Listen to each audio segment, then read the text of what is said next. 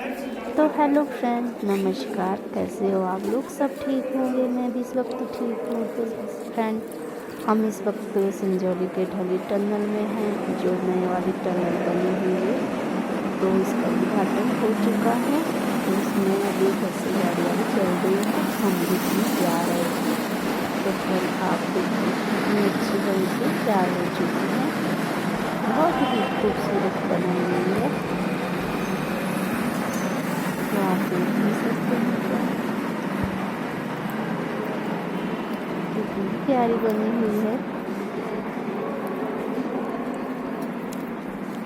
तो अगर आपको मेरी वीडियो अच्छी लगती है तो प्लीज़ लाइक करें, शेयर करें, कमेंट करना ना भूलें।